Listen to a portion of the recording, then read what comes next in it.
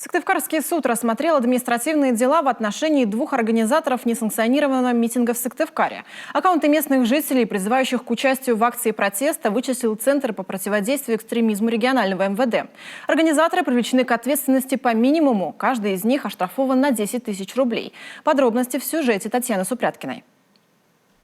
Общественник Игорь Киселев прошлую субботу встретил в Москве. На митинге не ходил, так как, цитата, «совершенно ясна их подоплека».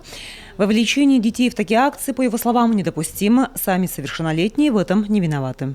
Это действие части нашей элиты, которая, собственно, опираясь на вот этих своих, на помощь иностранных наших врагов, партнерами их надо переставать называть, выводят на улицы эти ничего не понимающие толпы для того, чтобы лишить власть возможности действовать и в конечном итоге свергнуть правящую элиту во главе с президентом. Следственный комитет возбудил уголовное дело по факту вовлечения несовершеннолетних к участию в несанкционированных митингах. Поводом стали многочисленные обращения родителей российских школьников. По 10 тысяч рублей заплатят организаторы сыктывкарских несанкционированных акций. Их аккаунты вычислил Центр по противодействию экстремизма регионального МВД. В целом, по стране незаконные агитации проходили на разных платформах. Кроме этого, активно тиражировался фильм Алексея Навального. Накануне на видеоконференции со студентами Владимир Путин ответил на вопрос о приписываемом ему дворце. Ничего из того, что там указано в качестве моей собственности, ни мне, ни моим близким родственникам не принадлежит и никогда не принадлежало. Никогда. Не лишним будет и напомнить про эпидемическую обстановку. Массовые шествия в дальнейшем могут отменить послабления, которые только начали вводить в нашей республике.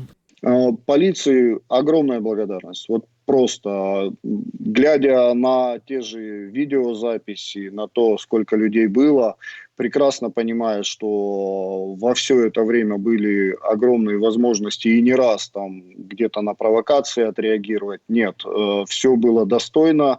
Вдвойне спасибо то, что уделили внимание безопасности граждан даже в ходе дорожного движения, перекрывали дороги.